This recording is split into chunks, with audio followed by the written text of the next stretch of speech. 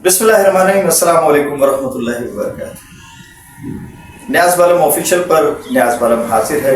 Programme आप जानते हैं, पीबीजी बालम बोलेगा, कोई बोले ना बोले बालम बोलेगा। बिलाखिर ऊँट बैठ गया। बड़ा इंतज़ार किया कौम ने, और ये जो चेमेगोइयाँ थी कि देखिए ऊँट किस करवट बैठता है, तो ऊँट जिस भी करवट बैठा है हुक्मरानों ने सुख का सांस लिया है। और ये प्रोसेस जिसको लोग समझते थे कि ये कई माह का प्रोसेस होगा या हो सकता है, जो मुखालफिन हैं उनको तो शायद अभी भी ये लग रहा है कि नहीं, ये मामला सेटल डाउन नहीं हुआ, अभी ये मज़ीद इसमें जो है वो कई रुख आएंगे। बिलखुसूस अली अहमद कुर्द, हामिद ख़ान वग़ैरह ने इसकी मुखालफत करने का जो बीड़ा उठाया है, उसके बाद लगता है कि ये बेकरारी, बेचैनी और ये खलफशार इंतशार ये शायद अभी इसको करार नहीं आया। बहरहाल जो फिल वक्त सामने सूरत हाल है, जस्टिस याहिया आफरीदी जो हैं वो पाकिस्तान के नए आइनी चीफ जस्टिस मुंतखब हो गए हैं।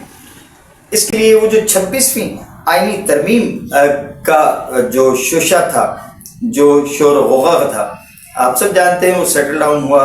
पार्लियामेंट की एक 12 रुकनी कमेटी ने इसका फैसला किया। 3 सीनियर जजेस, जस्टिस मंसूर अली शाह, जस्टिस मुनीब और जस्टिस याहिया आफरीदी, इनके नाम जो है जस्टिस मुनीब अख्तर, ये 3 नाम जो है वो कमेटी को दिए गए थे। और ये जस्टिस मंसूर अली शाह तो यकीनन उनका तो रास्ता रोकने की कोशिश की जा रही थी, जो खामखा में एक हवा बना के, और पीटीआई के सोशल मीडिया ने अपने पाँव पे कुल्हाड़ी मारी, और बल्कि अपने ही पाँव पे नहीं बल्कि मुल्क के जुडिशियल सिस्टम के पाँव पे कुल्हाड़ी मारी। जस्टिस मंसूर अली शाह की गैर जानिबदारी को मुतासिर किया, और पाकिस्तान का एक रोशन बाब उसे स्याह बाब में इन लोगों ने, इन नाआक़िबत अंदेश सोशल मीडिया एक्टिविस्ट जो हैं पीटीआई के, उन्होंने बदल के रख दिया है। उनकी नाआक़िबत अंदेशी जो है उसने पाकिस्तान को ये दिन दिखाया है कि जस्टिस मंसूर अली शाह जैसा एक ज़ीरक, एक फ़हमो फरासत का मीनार और कानून का एक रोशन बाब जो है वो बुझ गया। जस्टिस याहिया आफरीदी, इनका मैं थोड़ा सा तारुफ पहले कराता चलूँ, फिर उसके बाद में प्रोसेस पे हम अगले जो है वो मज़ीद बात करेंगे। आप 23 जनवरी 1965 को डेरा इस्माइल खान में पैदा हुए। इब्तदाई तालीम एचएसएन कॉलेज या लाहौर से उन्होंने हासिल की, फिर गवर्नमेंट कॉलेज लाहौर से ग्रेजुएशन किया। पंजाब यूनिवर्सिटी लाहौर से उन्होंने एमए इकनॉमिक्स किया। कैम्ब्रिज यूनिवर्सिटी से एलएलएम की डिग्री हासिल की। 1990 में हाई कोर्ट के वकील की हैसियत से प्रैक्टिस शुरू की। 2004 में सुप्रीम कोर्ट के वकील के तौर पर वकालत का आगाज़ किया। असिस्टेंट एडवोकेट जनरल की हैसियत से केपी में खिदमत अंजाम दी। 2010 में पेशावर हाई कोर्ट के एडिशनल जज, और 30 दिसंबर 2016 पेशावर हाई कोर्ट के चीफ जस्टिस मुकर्रर हुए। बाद 28 जून 2018 को आप सुप्रीम कोर्ट के जज जो है वो मुकर्रर किए गए।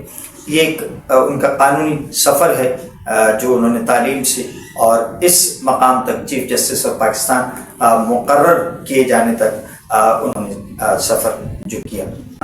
जो मौजूदा हुकूमत है, इसने क्यों इतनी जल्दी की, क्यों उजलत थी, क्यों ये आइनी तरमीम आई, और उस आइनी तरमीम के हवाले से इत्तफाक करने के लिए कितने पापड़ बेले, ये सब आप जानते हैं।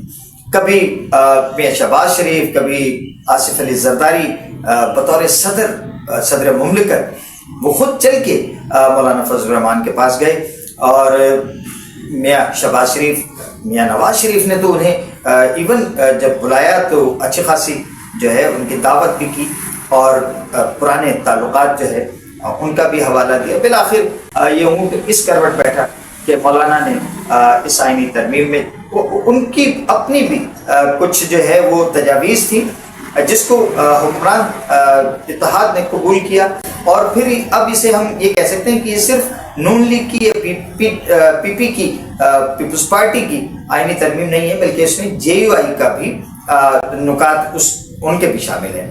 تو اب یہ ایک پارلیمنٹ کی پوری آئینی ترمیم ہے۔ اس میں جو سنی اتحاد کونسل، بظاہر تو یہ سنی اتحاد کونسل ہے، مگر یہ پی ٹی آئی ہے، جیسے میں نے پہلے عرض کیا تھا کہ اس میں ان کو بھی شامل کیا گیا تھا جو 12 رکنی کمیٹی بنائی گئی تھی پارلیمنٹ کی، اور بیرسٹر علی ظفر تھے، اور بیرسٹر گوہر چیئرمین پی ٹی آئی جو ہیں موجودہ، یہ 3 لوگ اس میں شامل کیے گئے تھے، مگر یہ پارلیمنٹ کی جو 12 رکنی کمیٹی تھی اس میں یہ شریک نہیں ہوئے۔ اس میں راجہ پرویز اشرف پیپلز پارٹی کے، کامران مرتضی، رانا انصار جو ہمارے صحافی دوست جو کہ ملیر کے طیارہ حادثے میں بلو ایئر کی شہادت کے مرتبے پہ فائز، ان کی بیوہ اب تو کہیں گے انہیں، رانا انصار، یہ ایم کیو ایم کی نمائندگی کرتی ہیں پارلیمنٹ میں۔ ان کے علاوہ احسن اقبال، ان 4 لوگوں کی بھی جو ہے وہ ذمہ داری لگائی گئی تھی کہ یہ ان تینوں دوستوں کے پاس جائیں، پارلیمنٹرینز کے پاس جائیں اور ان کو منا کے کمیٹی میں لے کے آئیں، مگر اس کے باوجود انہوں نے وہ نہیں آئے اور اس میں وہ لوگ شریک نہیں ہوئے، اس میں ان کا ان پٹ شامل نہیں ہے۔ لیکن راجہ پرویز اشرف، فاروق ایچ نائک، سید نوید قمر، یہ پیپلز پارٹی کے، کامران مرتضی، رانا انصار، احسن اقبال، شائستہ پرویز ملک، اعظم نذیر تارڑ، خواجہ آصف، یہ لوگ اس کمیٹی کے ممبر ہونے کے ناطے یہ اس جو 3 نام انہیں بھیجے گئے تھے، اس میں سے چیف جسٹس یحییٰ آفریدی کا چناؤ ان لوگوں نے کیا۔ پھر انہوں نے یہ نام جو ہے یہ وزیر اعظم کو بھیجا اتفاق رائے سے، اور انہوں نے صدر مملکت کو بھیجا، اور آنن فانن یہ پورا پروسیس مکمل ہو گیا، یہاں تک کہ صدر مملکت نے بھی ذرا دیر نہیں کی، فوری طور پہ انہوں نے بھی سائن کیے، اور نوٹیفیکیشن تک اس کا جو ہے وہ جاری ہو گیا۔ اب جسٹس یحییٰ آفریدی جو ہیں وہ جناب 3 روز میں یہ چیف جسٹس کی حیثیت سے اپنا جو ہے وہ عہدہ، اس کا کام چارج سنبھال لیں گے۔ جسٹس یحییٰ آفریدی حالیہ دنوں میں انہوں نے کچھ ایسے فیصلے کیے تھے جس کی وجہ سے وہ لائم لائٹ میں آئے تھے، میڈیا کی خبروں کا حصہ بنے تھے۔ انہوں نے سنی اتحاد کونسل کی جو مخصوص نشستوں سے متعلق درخواست تھی، کیس تھا، اس میں انہوں نے لارجر بینچ کا حصہ بنے تھے وہ، اور انہوں نے اختلافی نوٹ تحریر کیا تھا۔ اس کے علاوہ ذوالفقار علی بھٹو کی پھانسی کے خلاف جو صدارتی ریفرنس آیا تھا سپریم کورٹ میں، اور 9 رکنی لارجر بینچ نے اس کا فیصلہ کیا ہے، اس کا بھی یہ حصہ رہے۔ Supreme court practice and procedure ordinance جو ہے، اس کی 3 رکنی جو ججز کمیٹی بنائی گئی تھی، اس میں شمولیت سے یحییٰ آفریدی نے انکار کر دیا تھا۔ تو اب یہ معاملات جو ہیں یہ بالکل کلیئر ہو گئے ہیں، اور نئے چیف جسٹس کی تعیناتی جو ہے وہ موجودہ چیف جسٹس قاضی فائز عیسیٰ، ان کی تاریخ ریٹائرمنٹ سے 3 دن قبل ان کا جو ہے وہ اپائنٹمنٹ ہونا ہے، اور اب تو بالکل یہ واضح ہو گیا ہے کہ نیکسٹ چیف جسٹس جو ہیں وہ جسٹس یحییٰ آفریدی ہی ہیں۔ اور اس میں جو خوشائن بات ہے وہ یہ ہے کہ سپریم کورٹ بار اور لاہور اور کراچی کی جو بار ہیں، جو ملک کی 3 بڑی بارز ہیں، انہوں نے جسٹس یحییٰ آفریدی کے نام کو ویلکم، خوش آمدید کہا ہے، اور انہوں نے امید کا اظہار کیا کہ جسٹس یحییٰ آفریدی کا دور وکالت کے اعتبار سے قومی تاریخ میں جو مقدمات ہیں ان کے فیصلوں کے اعتبار سے ایک تاریخی دور ہوگا۔